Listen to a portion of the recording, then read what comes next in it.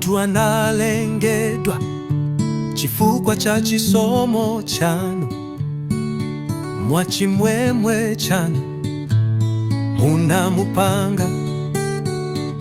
Inu ndinoyenera ulemu, mphamvu ndi ulemerero, zinthu zonse zidapangidwa kuti zikukondwereseni inu. Pa tsiku lachisanu ndi chimodzi munalenga munthu akhale mzanu. Pa tsiku lachisanu ndi chiwiri mitima yanu inalukidwa muchikondi ndi ubwenzi wosatha, zokoma pakati pa Mulungu ndi munthu mu Edeni. Monga pachiyambi lero litipeza chomwechi mwa Mwana wa Mulungu.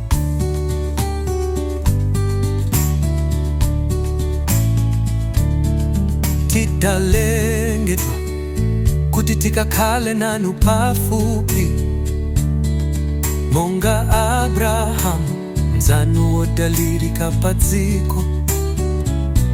Mwachikondi chanu mudatisankha kukhala na anu akazi ndi amuna. Ndinu Tate wa ulemelero. Pa tsiku lachisanu ndi chimodzi munalenga munthu akhale mzanu. Pa tsiku lachisanu ndi chiwiri mitima yanu inalukidwa muchikondi ndi ubwenzi wosatha, zokoma pakati pa Mulungu ndi munthu mu Edeni. Monga pachiyambi lero litipeza chomwechi mwa Mwana wa Mulungu.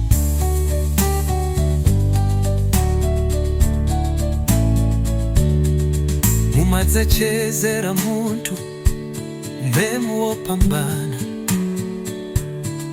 munthu wopangidwa pang'ono kuchepela njelu. Mudamupatsa ulemerero ndi ulemu, kuchezeredwa ndi Mulungu, kope ya chifundo chenicheni. Pa tsiku lachisanu ndi chimodzi munalenga munthu akhale mzanu.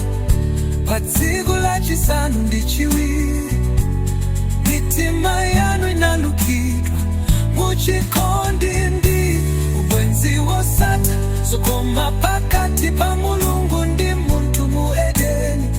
Monga pachiyambi lero litipeza chomwechi mwa Mwana wa Mulungu.